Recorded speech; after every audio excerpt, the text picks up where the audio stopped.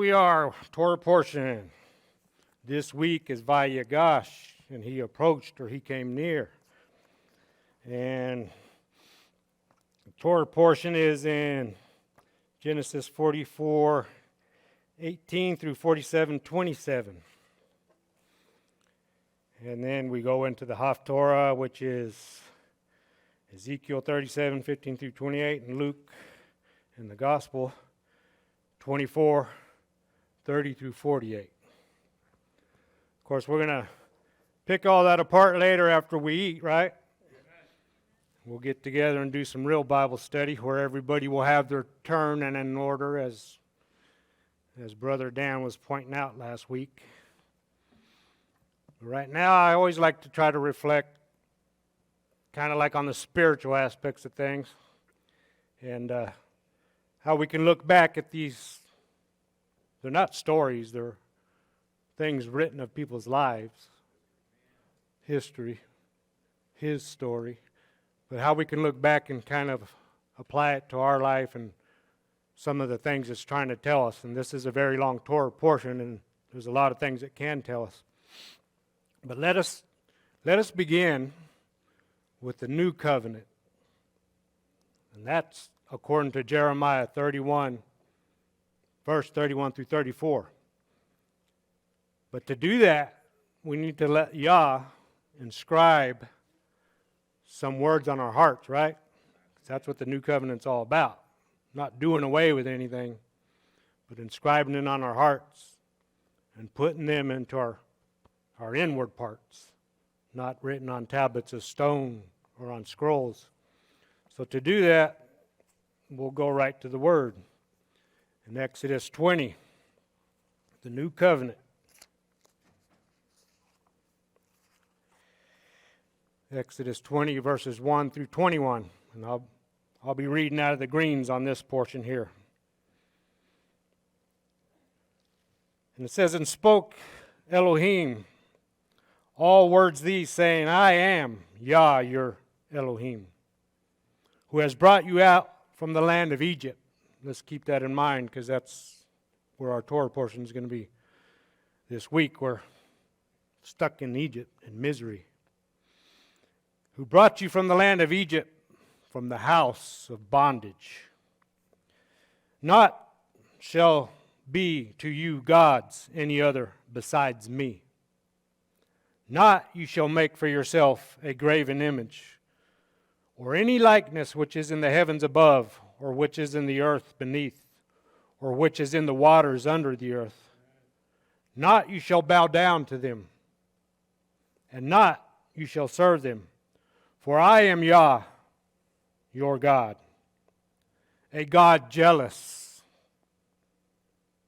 visiting the iniquity of fathers on their children, on the generation third, and on the generation fourth, to those that hate me." So let's not be haters, right? "But doing kindness to thousands, to those loving me, and to those keeping my commandments. Not you shall take the name of Yah, your God, in vain. For not will leave unpunished Yah, him who takes his name in vain. Remember day, HaShabbat, the Sabbath, to keep it holy. 6 days you shall labor and do all your work, and day the seventh is a Shabbat to Yah, your God.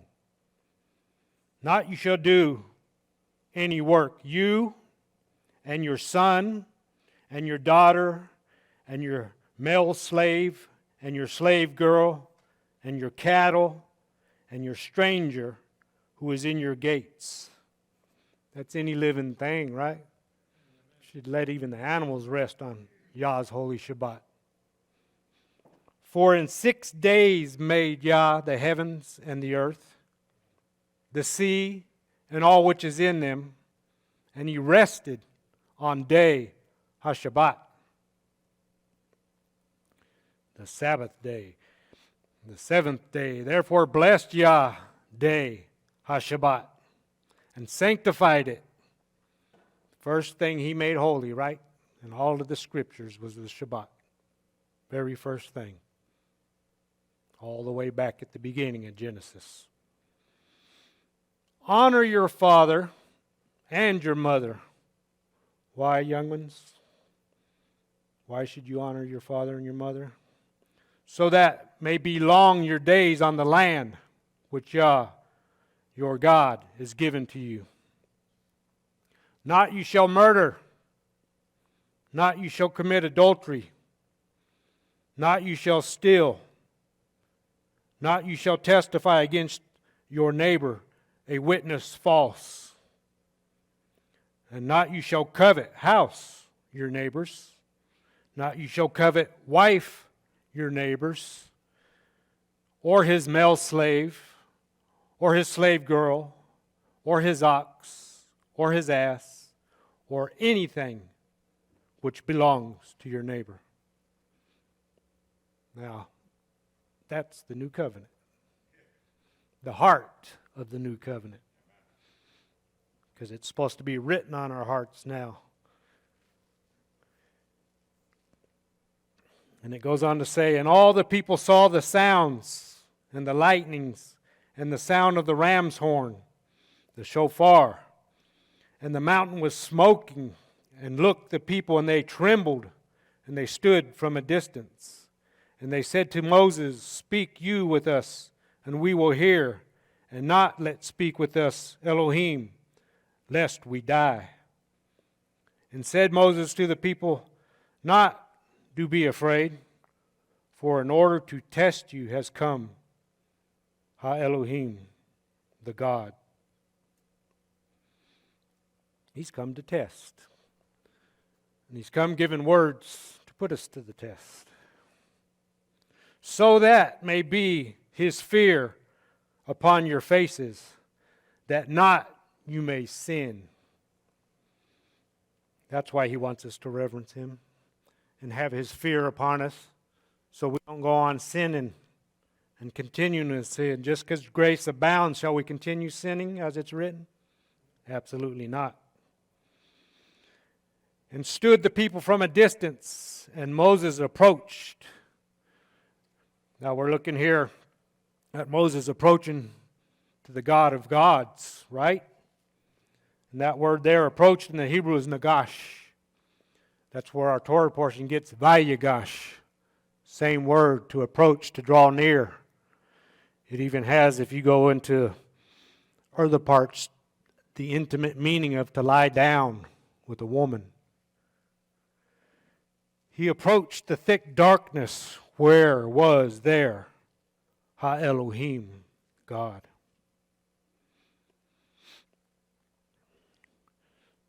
So here, in this, what I just read is at the mountain. Here we have just come out of the house of bondage, as Yah called it, right? That's his own words. Mitzrayim, the house of bondage, according to Yah. In Deuteronomy 4:20, Moshe, he calls Mitzrayim an iron furnace. So, let us descend back to Egypt, to misery, confinement, prison, and look at what gets us there in the first place. So we're going to go to our Torah portion for that one. And I'm going to read in Genesis 45, 1 through 8.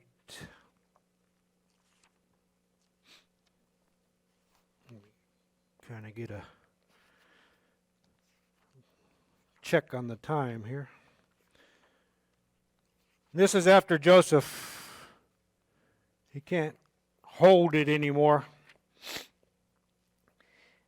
And he is going to reveal himself to his brothers. But they have been called down into Egypt because there was a famine in the land. So he here's the story where Judah Vayigash came near, approached him, and he can't hold it in anymore. So in verse 1 of chapter 45 it says, "And not was able Joseph to control himself before all those standing by him. And he cried, Cause to go out every man from me. And not stood a man with him. When made himself known Joseph to his brothers. And he gave his voice in weeping, and heard the Egyptians, and heard the house of Pharaoh. And said Joseph to his brothers, I am Joseph. Is still my father alive? And not were able his brothers to answer him, for they trembled before him." Kind of like when Moses, he went and approached Elohim, but the people trembled. Well, they're approaching a King of Kings here, second only to Pharaoh as he sits on his throne. They trembled before him and said, Joseph to his brothers, Come now to me. And they came, and he said, I am Joseph, your brother, whom you sold me into Egypt. And now not do be grieved, and not do be angry in your eyes, because you sold me here. For to save life sent me Elohim before you. For this 2 years the famine in the midst of the land, and still 5 years in which will be no plowing and no harvest. And sent me Elohim before you to put for you a remnant. No matter how much famine is in the land, and we know that Egypt is kind of like a type of the world now, right? Yah always has a remnant to save life. To put for you a remnant in the land, and to keep alive for you a deliverance great. And now, not you did send me here, but Ha Elohim, and he has set me for a father to Pharaoh, and for a lord, that's Adon, to all his house, and a ruler in all the land of Egypt. So it is famine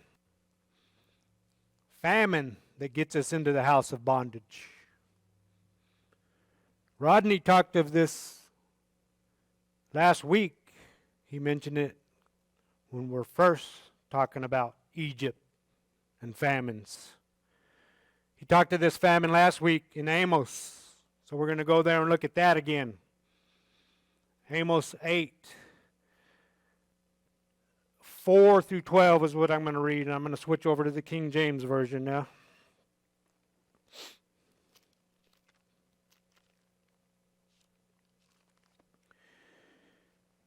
And I'm going to start at 4 and read through 12. And he starts off by saying this, Hear this, O ye that swallow up the needy, even to make the poor of the land to fail, saying, When will the new moon be gone, that we may sell corn, and the Shabbat, that we may set forth wheat, making the ephah small, and the shekel great. And get this, and falsifying the balances by deceit. Now, if there's a sign of spiritual famine, you're looking at it here. Because they're not hearing the word of Yah. They are famished. That we may buy the poor for silver, and the needy for a pair of shoes. Yea, and sell the refuge of the wheat. They even want to sell you the bad stuff just to make a buck.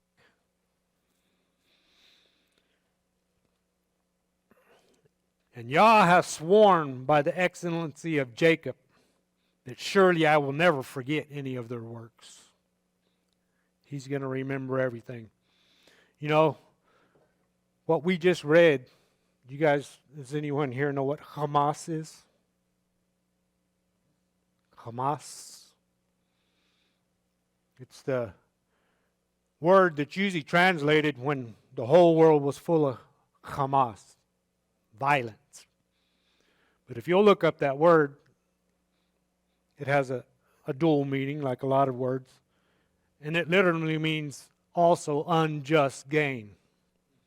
So when Yah said the world was filled with Hamas, it wasn't just violence, but in a way you're violently making gain of people unjustly by robbing them blind. And that's what they're doing here. Verse 8, shall not the land tremble for this, and everyone mourn that dwelleth therein? And it shall rise up wholly as a flood, and it shall be cast out and drowned as by the flood of Egypt. And it shall come to pass in that day, saith Adonai, Yah, that I will cause the sun to go down at noon, and I will darken the earth in the clear day. And I will turn your feast into mourning. You know, there's another place where he says, I hate your Shabbats and your new moons and all that. Of course, at the end of that, which is Isaiah, he says what we said earlier, day's going to come that everyone's going to come before him on his Shabbat and his new moons. But we have our own, kind of like what you seen the world doing yesterday. You know, the whole world loves that day. So that's how I told my wife, that's how I know that's not really of Yah, because the world loves it. The world will love its own. But there's very few here on the Shabbat filling these seats up. And I will turn your feast into mourning, and all your songs into lamentation. And I will bring up sackcloth upon all loins, and baldness upon every head. And I will make it as the mourning of an only son, and the end thereof as a bitter day. Now, to me, that just described what the meaning of Egypt is. Right there. Nothing but pure misery when you forget the words of Yah and you become famished. Now listen to this. Behold, this is what Rodney brought up last week.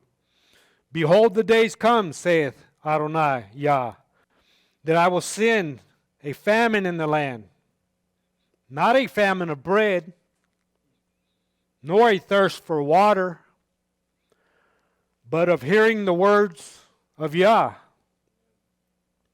And they shall wander from sea to sea, and from the north even to the east, and they shall run to and fro, and seek the word of Yah, and shall not find it. Now, did you notice something in those verses I just read? Let's look again at verse 11. Behold, the days come, saith Adonai Yah, that I will send a famine in the land, not a famine of bread, nor a thirst for water, but of hearing the words of Yah. But the kicker is, there's not a famine in that verse for the words of Yah, only for the hearing of the words of Yah.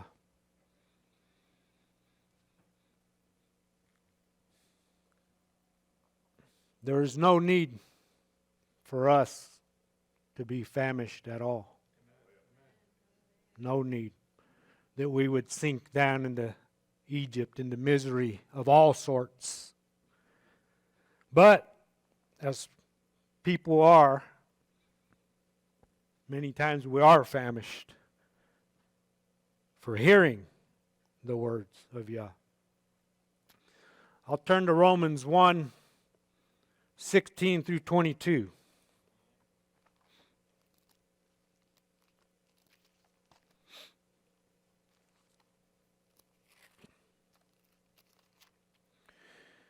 Romans 1:16 through 22. This is Paul, and he starts off in this verse saying, "For I am not ashamed of the gospel of Messiah, for it is the power of Elohim unto salvation to everyone that believeth, to the Jew first, and also to the Greek." See, brother Judah is not left out. Goes to him first. In fact, most of those who heard the gospel and believed first was brother Judah. "For therein is the righteousness of Elohim revealed from faith to faith. As it is written, the just shall live by faith." And that's Habakkuk 2:4. Now, if you look up that word just, what does that mean? Righteous. But it means one that follows Torah.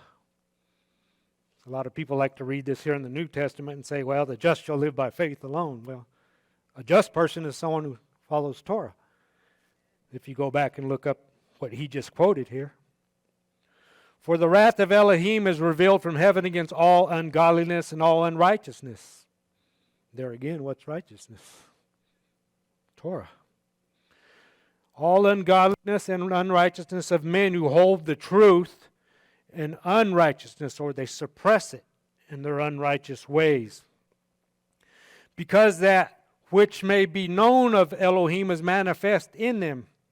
For Elohim hath showed it unto them. For the invisible things of him from the creation of the world are clearly seen, being understood by the things that are made, even his eternal power and Godhead, so that they are without excuse.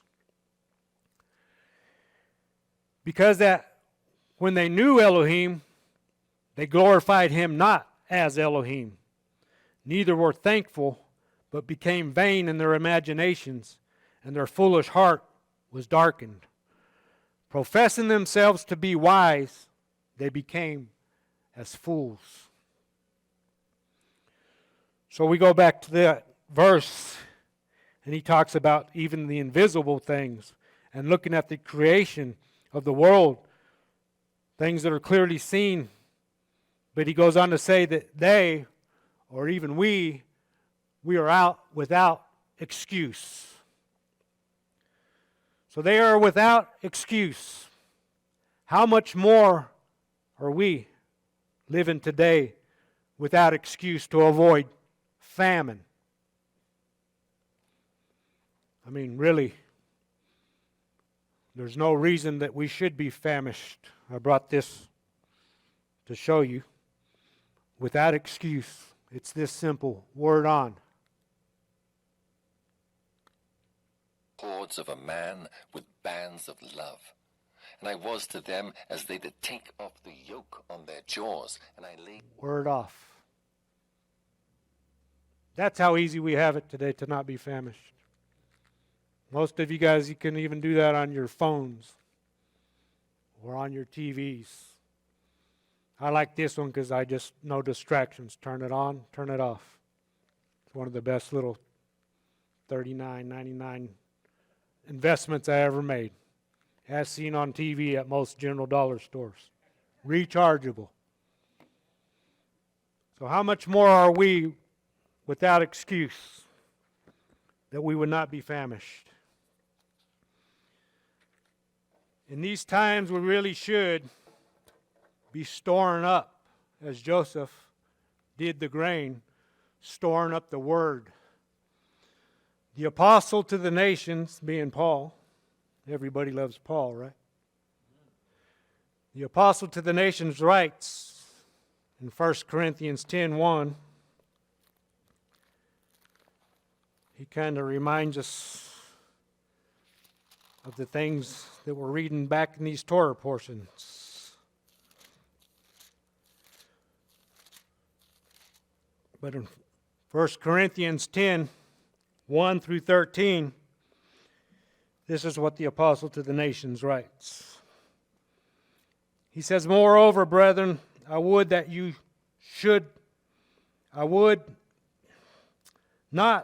that you should be ignorant, there's a place written where in the King James that Yah says that my people are a little bit sottish. And that literally translates to my people, talking of us, and I say I'm one of Yah's people. He tells me that I'm just a little bit stupid. And we'll see why in a little bit. Here are some more things I have. My people are just a little bit stupid. And Paul here says that he would not that we should be ignorant. And that's unknowing. Yah's a little stronger when he says just a little stupid. How that all our fathers were under the cloud, and that all passed through the sea. And were all baptized unto Moses in the cloud and in the sea. And did all eat the same spiritual meat. And did all drink the same spiritual drink. Now, does that sound like they were famished for food and water? He gave them physical food and physical water. For they drank of that spiritual rock that followed them, and that rock was Messiah. But with many of them, Elohim was not well pleased, for they were overthrown in the wilderness. Though they were eating and drinking, they were famished for hearing the words and doing them. Now these things were our examples, to the intent we should not lust after evil things as they also lusted. Neither be ye idolaters as some of them. As it is written, the people sat down to eat and drink, and they rose up to play. That's not a famine for food and water. It's a spiritual famine. Neither let us commit fornication as some of them committed, and fell in one day 23,000. Neither let us tempt Messiah as some of them also tempted, and were destroyed of serpents. Neither murmur ye as some of them also murmured, and were destroyed of the destroyer. The destroyer's coming back. At the end of days here, we're told the destroyer. What's the one that the king over those that are in the pit? Abaddon and Apollyon, Greek and Hebrew names, both meaning the destroyer. The way I interpret that, that's future, when that pit is opened. I know everybody has a different way of looking at the book of Revelation, but this destroyer is coming back. Now all these things happened unto them for examples, and they are written for our admonition, it's to warn us, upon whom the ends of the world or the age has come.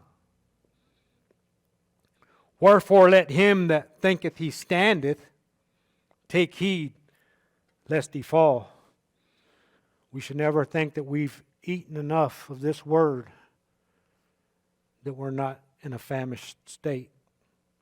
We should continue to get that daily bread as we're told.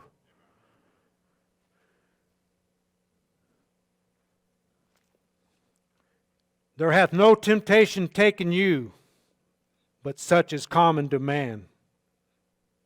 Everything we go through, somebody's gone through it before. Somebody's dealt with this. You know, that woe is me thing. No temptation taken, but such is common to man. But Elohim, He's faithful, who will not suffer you or me, us, to be tempted above what you are able.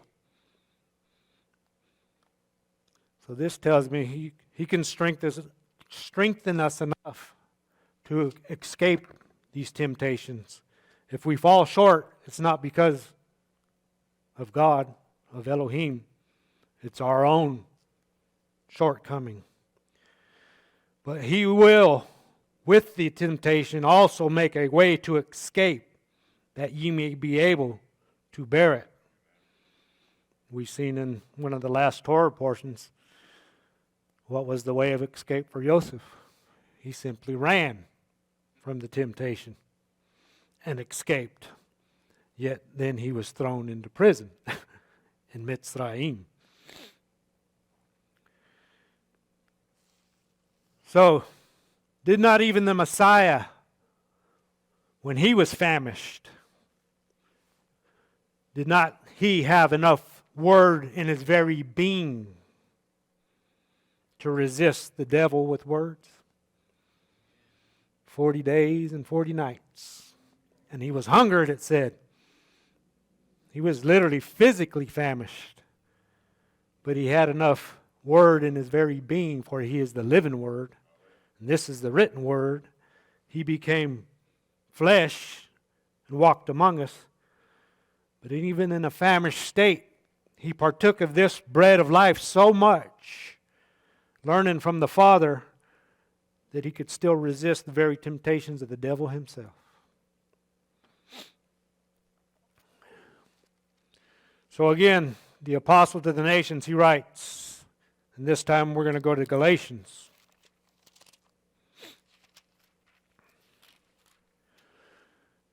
Go to Galatians 3, and I'll read through from 16 through 25.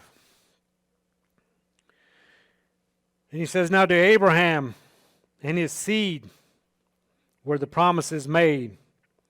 He saith not, and to seeds, as of many, but as of one, and to thy seed, which is Messiah.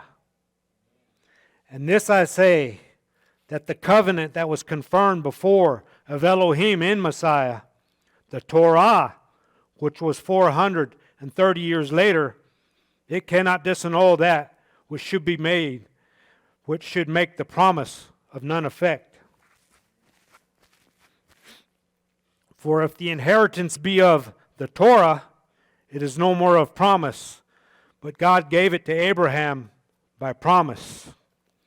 We know in another place also that Abraham was uncircumcised when he received that promise. So it's not a physical circumcision either. It's as we read of the new covenant at the beginning, written on your hearts, these words.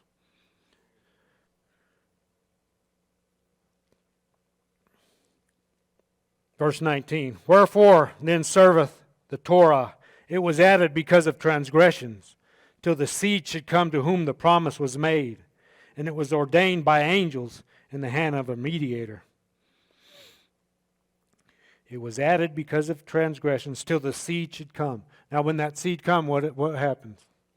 It says, if you partake of him, in Romans, that you're no longer a carnal man, but you're a spiritual man.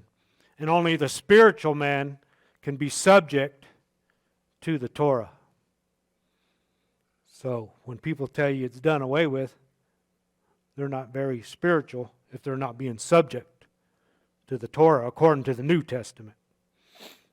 Now a mediator is not a mediator of one, but Elohim is one. Is the Torah then against the promises of God? God forbid. For if there had been a law, a Torah given which could have given life, then truly righteousness should have been by the Torah. But the Scripture hath concluded that all are under sin, that the promise of faith of Yahushua Mashiach might be given to them that believe. But before faith came, we were kept under the Torah, shut up unto faith, which should afterwards be revealed. Wherefore the Torah was our schoolmaster, to bring us unto Messiah. So how are you going to come unto Messiah if the foundation is thrown out? It's the schoolmaster that brings you to Messiah, that teach you how to understand everything in the New Testament, if you want to call it that, is talking about. Wherefore the Torah was our schoolmaster to bring us unto Messiah, that we might be justified by faith. The just shall live by faith. We said that again. A just one is a Torah-observing person. But after that faith is come, we are no longer under a schoolmaster or a tutor. Why? It's graduation time, right? You go to school in the secular world, what do? You graduate. The goal is that what you studied all that time, you're going to put into practice. And you're going to do it. Now, I know the ways of the world, a lot of people graduate and they're nothing but $70,000 to $100,000 and something $1,000 in debt, and they end up flipping burgers. But with our schoolmaster, it's graduation time. What do the Jews have it? What do they call that? A bar mitzvah and bat mitzvah. They're supposed to actually graduate and say they've come to a point of what? Daughters and sons of the covenant, but they have another word where a point of accountability, where now you're old enough to start walking out Torah, not just studying it. You're supposed to walk in the ways of Yah. And that's what we're supposed to do. It's a schoolmaster to teach us how we're supposed to walk. He walked completely in the way, without stumbling, without sinning, and we're to walk in the way that he walked. And that's what the schoolmaster teaches us. So are we famished? Proverbs 19:24 says, "A lazy one puts his hand in a dish and will not return it again to his mouth." Now, how lazy can we be? If we reach down and we grab this bread of life, but we're so lazy we won't even bring it to our mouth and eat it. Let me read that again. Proverbs 19:24 says, "A lazy one puts his hand in a dish, and he will not return it to his mouth." That's pretty lazy. He's so lazy he can't even feed himself. Even a child will try to do that, right? They make a mess, but they'll bring it back to their mouth. So are we famished in these days? Psalms 37:25 says, "I have been young and am old, yet I have not seen the righteous forsaken, or his seed begging for bread." What is righteousness again? It's Torah, walking in Torah.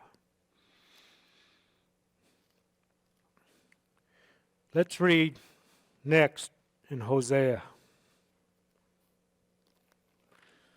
And we're going to read chapter 8.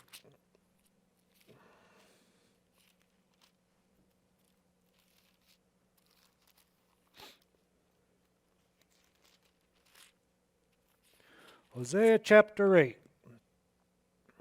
Set the trumpet to thy mouth. We did that. He shall come as an eagle against the house of Yah. Against who? The house of Yah. Because they have transgressed my covenant and trespassed against my Torah.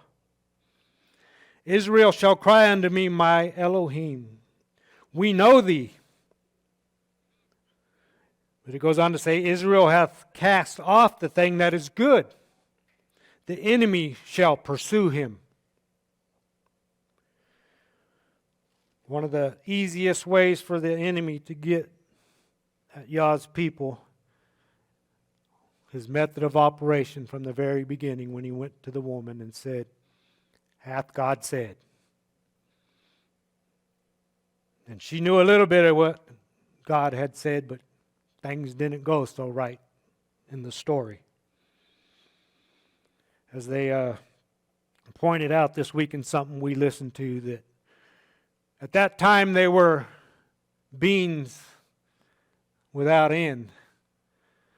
But then after that incident, they became beans with an expiration date. I told my wife, I've never heard it put like that before. It's a pretty good way of putting it. Once you transgress, you become a bean with an expiration date. But he's made a way for us. We know that in Messiah, Yahushua. They have set up kings, but not by me. They have made princes, and I knew it not. Of their silver and their gold have they made idols, that they may be cut off. Thy calf, O Samaria, hath cast thee off. Mine anger is kindled against them. How long will it be? How long will it be ere they attain to innocency? I didn't do anything wrong. Well, sometimes we're so ignorant we think we didn't do anything wrong, that we just don't know the ways of Yah. For from Israel was it also, the workman made it. Therefore it is not Elohim. But the calf of Samaria shall be broken in pieces, for they have sown the wind, and they shall reap the whirlwind. That sounds like a famine. It hath no stock, the bud shall yield no meal. If so be it yield, that the strangers shall swallow it up. Israel was swallowed up. Now shall they be among the nations as a vessel wherein is no pleasure. You know, some vessels are made for glory and other ones to dishonor, right? We don't want to be those vessels that are made for a dishonorable purpose. For they are gone up to Assyria, a wild ass alone by himself. Ephraim hath hired lovers. Yea, though they have hired among the nations, now will I gather them, and they shall sorrow a little for the burden of the king of princes. Because Ephraim hath made many altars to sin, altars shall be unto him to sin. I have written, this is one of the things here that you see all over the place, right? It says, I have written to him the great things of my Torah, but they were counted as a strange thing. Torah, what's that? What are you talking about? Didn't Jesus do away with that? That's a strange thing you're talking about. We don't know anything about that stuff. Or they say that's the Jews' words. I have written to him the great things of my Torah, is what the word says. But they were counted as a strange thing. Doesn't it say that we should take in both sides of the book? Take the book and eat it? They sacrifice flesh for the sacrifices of mine offerings, and eat it. But Yah accepteth them not. Now will he remember their iniquity, and visit their sins. They shall return to Egypt. Anytime we forget his word and become famished, the first place you're going back to is in a state of misery. And even though, as we see in the Torah portion, when they first went to Egypt, it seemed good for a while. It was pretty good for a while, just like here in America. You know, in my life, it seemed pretty good for a while. Things are starting to look kind of like what the story that we're in these Torah portions is looking like. You know? Looked good for a while, but now all these things are starting to happen to us in this country where we thought it was so good in the land of Goshen. I think it's going to get a lot worse. In the near future, I think it's going to get a lot worse.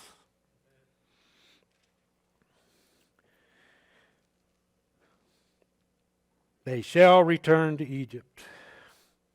For Israel hath forgotten his Maker, and buildeth temples. Church on every corner, right?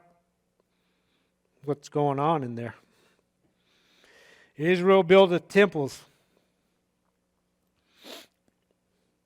Let's not leave out brother Judah. And Judah hath multiplied fenced cities, but I will send a fire upon his cities, and it shall devour the palaces thereof. So we count his words as a strange thing. Even that, no, that should be our very bread of life, spiritually speaking, right? So we know that Messiah, we know, if we've read, Messiah, he talked of wars, plagues, famines, kind of like one of the highlights of the Torah portions. He talked of wars, plagues, famines, disasters, earthquakes, seas, roaring and all that stuff. And we see all that going on. But then he said the end's not yet, right?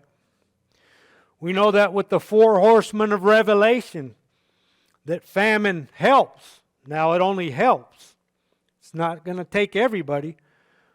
But we know that famine helps with the riding of the 4 horsemen, where if you look at Zechariah, it just says these are spirits that go out into the earth. And even in the book of Zechariah, these spirits only go to certain places. They don't go out and traverse the whole earth, however you want to look at it, as a globe or flat, right? But these spirits go in different areas. And we know in the book of Revelation that famine only helps when it talks about the 4 horsemen riding to take out a 4th part, right?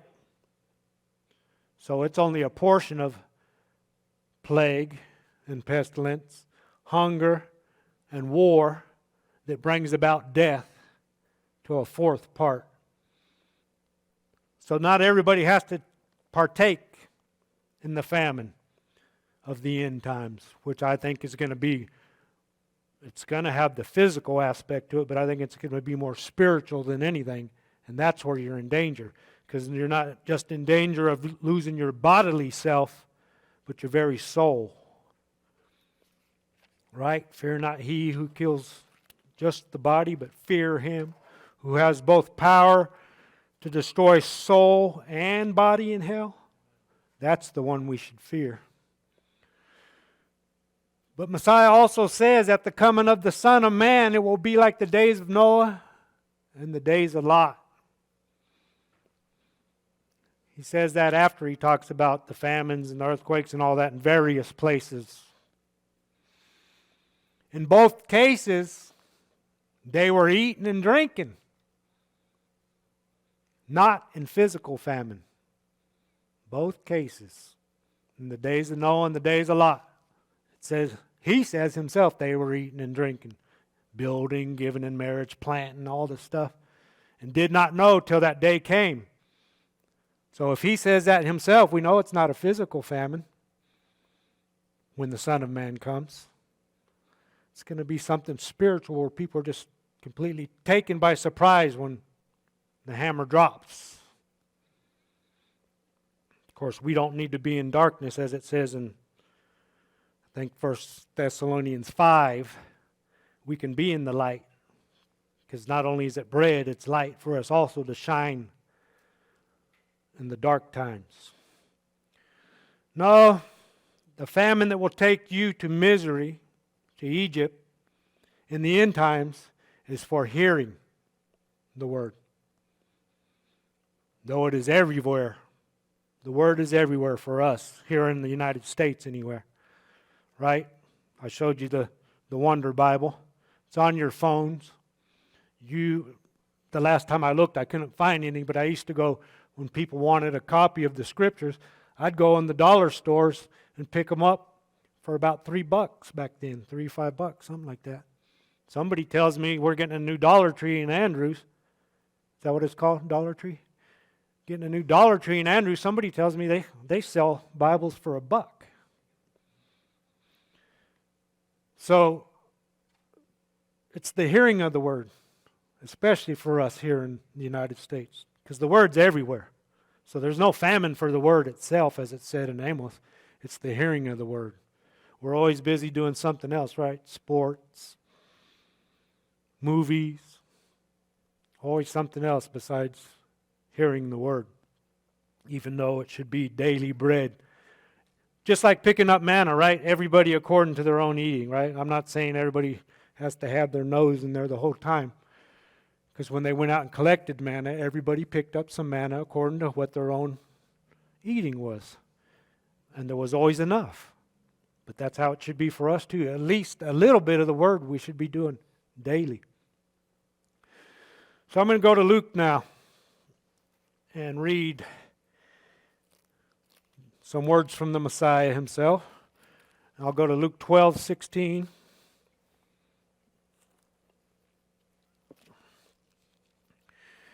And I'll read through 37 on this one. And it says, And he spake a parable unto them, saying, The ground of a certain rich man brought forth plenty. No famine there, right? And he thought within himself, saying, What shall I do, because I have no room where to store my crops? Still, no famine there. And he said, This will I do. I will pull down my barns and build greater, and there will I store my crops and my goods. And I will say to my soul, Soul, thou hast much goods or crops laid up for many years. Take thine ease, eat, drink, and be merry. No famine there again. But Elohim said unto him, Thou fool, this night thy soul shall be required of thee. Then who shall those things be which thou hast provided? So even if we think we're not hungry, could be our last day. So what does he continue saying to these people? So we'll get the message that it's not a famine for food and all that. He says, So is he that layeth up treasures for himself, and is not rich towards Elohim. And he saith unto his disciples, Therefore I say unto you, take no thought for your life, what you shall eat, neither for the body what you shall put on. The life is more than food, and the body is more than clothing. Consider the ravens, for they neither sow nor reap, which neither have storehouse nor barn, and God feedeth them. How much more are ye better than the fowls? And which of you, with taking thought, can add to his stature 1 cubit? If ye then be not able to do that thing which is least, why take ye thought for the rest? Consider the lilies, how they grow. They toil not, they spin not, and yet I say unto you that Solomon in all his glory was not arrayed like one of these. If then Elohim so clothe the grass, which is today in the field, and tomorrow is cast into the oven, how much more will he clothe you, O ye of little faith? And seek not what ye shall eat, or what ye shall drink, neither be you of doubtful mind. For all these things do the nations of the world seek after. But your Father knoweth that you have need of these things. So we're to trust. Trust in His word and trust in Him, and we will not be famished. But rather seek ye the kingdom of Elohim, and all these things shall be added to you. Fear not, little flock, for it is your Father's good pleasure to give you the kingdom. Sell that you have and give alms. Provide yourselves bags which wax not old, a treasure in the heavens that faileth not, where no thief approacheth, neither does the moth corrupt. Everything in this world you're going to work for, you might as well look for those treasures that are in heaven, because you're not taking one bit of it with you. And most of it will probably be sold off, or the government's going to take it. For where your treasure is, there will be your heart also. Let your loins be girded about, and your lights burning, and ye yourselves like unto men that wait for their Lord, when He will return from the wedding, that when He cometh and knocketh, they may open unto Him immediately. Blessed are those servants whom the Lord, when He cometh, shall find watching. We're to watch, pray, partake of the word, because truly He says that He shall gird Himself and make them sit down to what? To meat, to eat. and he will even come forth and serve them. So even when he returns, he promises there's enough that you shall not be famished.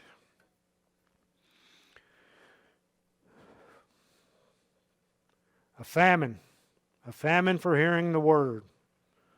That's what I think the example is. You know, Yitzhak, the only one that stayed in the land, he sowed and reaped in the land. Abraham went down to Egypt. Jacob went down to Egypt. But Isaac's name is laughter. The one who laughs stays in the land, stays in the promise, and sows and reaps in it.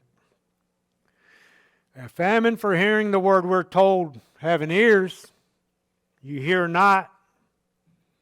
We're constantly told, he that hath an ear, let him hear. Almost everybody has ears. Why does he say that to us then?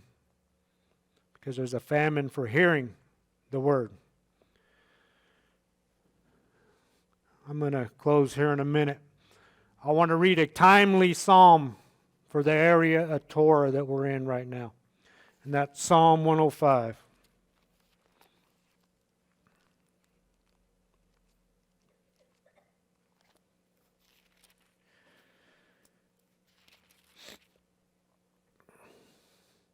Psalm 105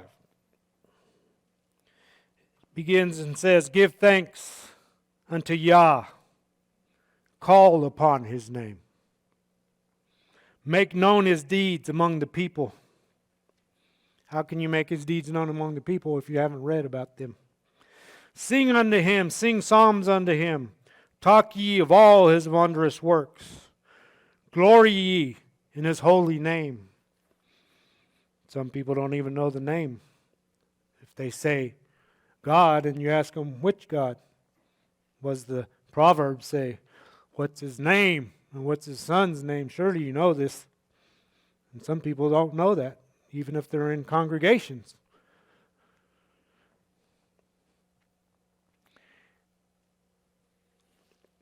Seek Yah. Well, let me go back to 3 again and finish it. Glory ye in his holy name. Let the heart of them rejoice that seek Yah. Seek Yah in his strength. Seek his face evermore. Remember his marvelous works that he hath done, his wonders and the judgments of his mouth. O ye seed of Abraham, his servant, ye children of Jacob, his chosen. He is Yah, our Elohim. His judgments are in all the earth. That day is coming when his judgments will be in all the earth.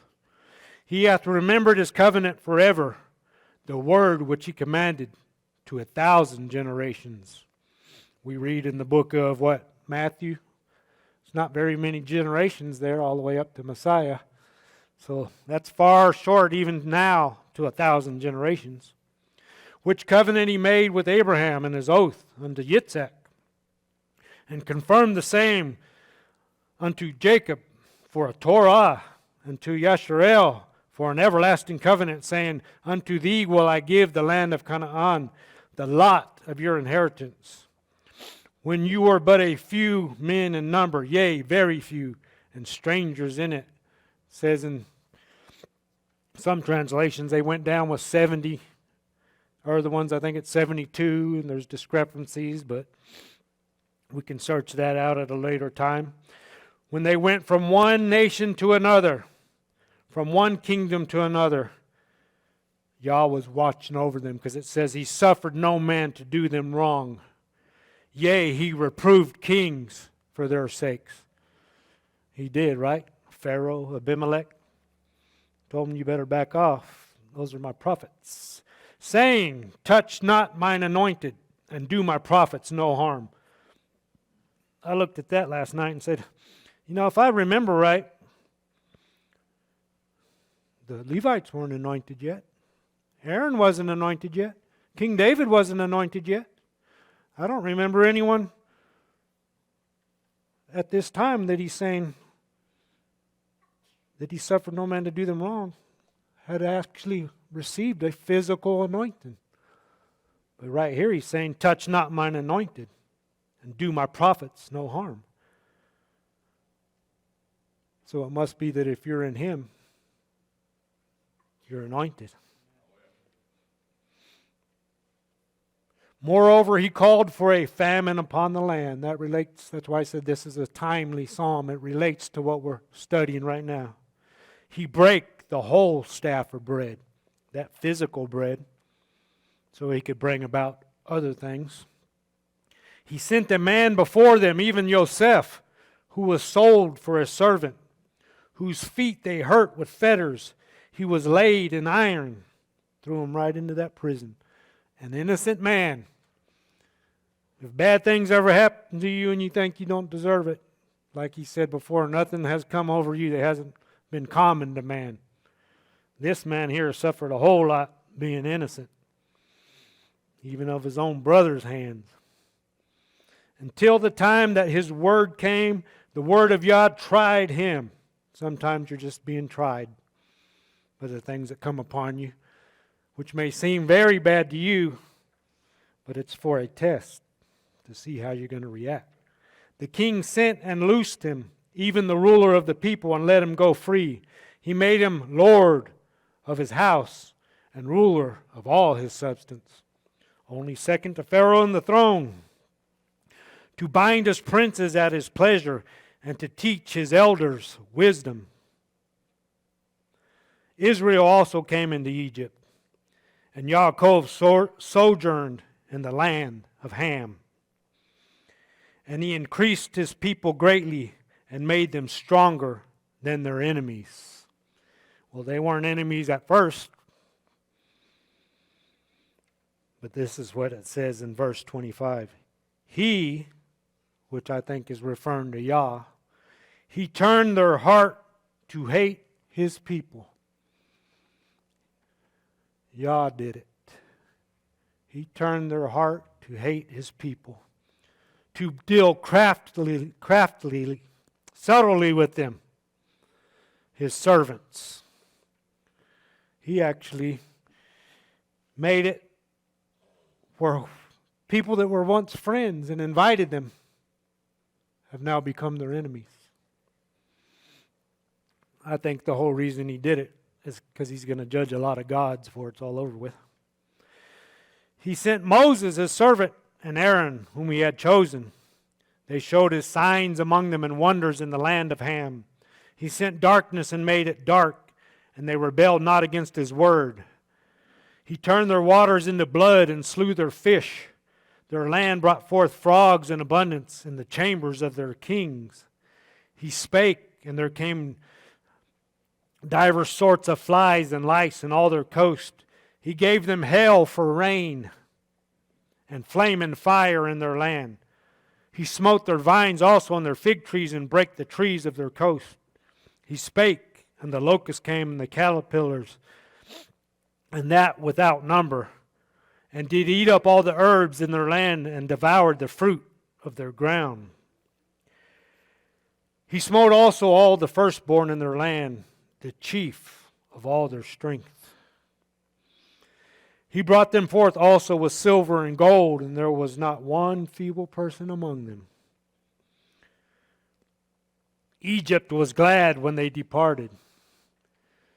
See, those who are in misery, there's going to come a time, I think, when they're just, we're living a certain way. We're just so tired of hearing the way you Christians talk. Always saying everything we're doing is wrong. And hey, I was there. Like it says, I didn't know sin until I studied Torah. I'll go ahead and say it. At least I was man enough to say, hey, I'm pretty messed up. I've been doing a lot of wrong in the eyes of the Creator. Egypt was glad when they departed, for the fear of them fell upon them. He spread a cloud for a covering and a fire to give light in the night. The people asked, and he brought quail and satisfied them with the bread of heaven. See, even then there wasn't famine. They drank from the rock.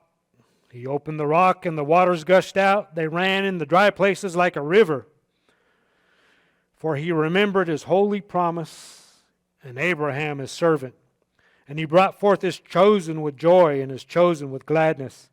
And he gave them the lands of the heathen, and they inherited the labor of the people. Isn't that prophesied to happen again in the future?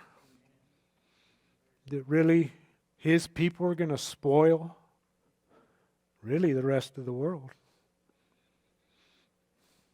Presented as a gift to the king. That they might observe his statutes and keep his Torah. Hallelujah. Praise ye the Lord. Now, wasn't that a timely psalm for where we're at in the Torah portions? You guys are all keeping up with the Torah portions, right? Now that's timely there. But I wanted to just kind of make it a theme about how they got down to Egypt in the first place. Just like Abraham, when there was a famine in the land, he ends up in Egypt. First thing they do is take his wife. Might have started off good, but things start going wrong as soon as you go down into Egypt.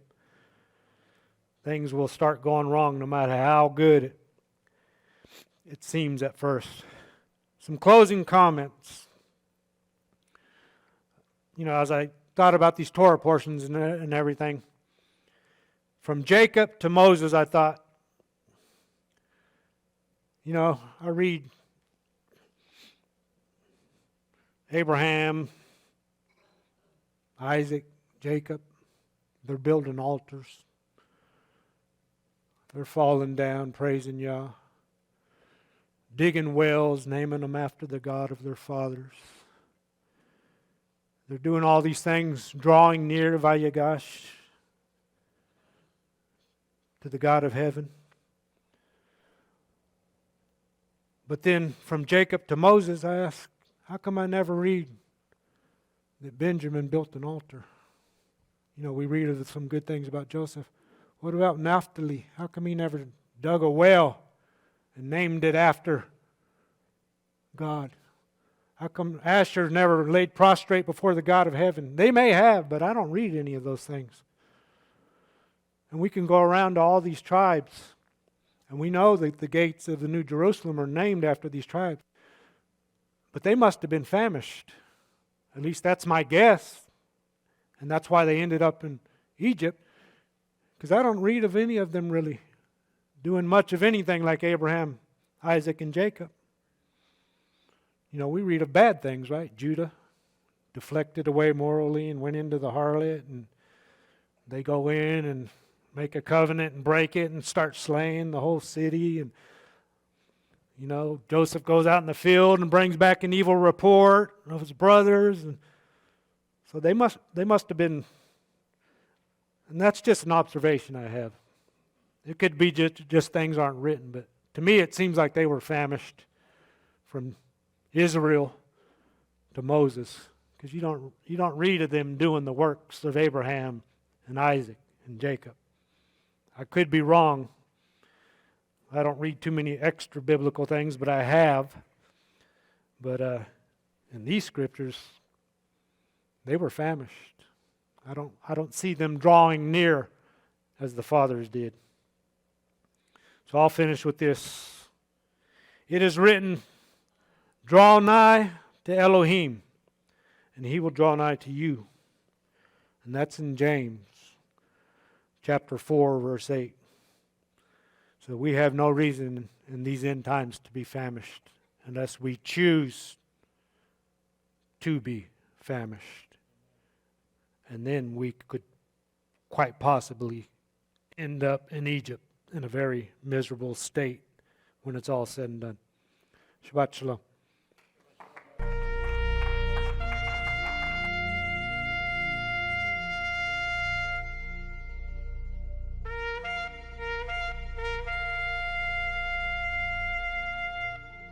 Thank you for watching a teaching from Emet HaTorah. If you are ever in the Odessa area, we would love to welcome you to our Shabbat service, 11 a.m. every Sabbath. For more information or for more teachings, feel free to find us on the web, www.emethatorahodessa.com. Also, you can find us on Facebook. Thank you. God bless you and your family. Shalom.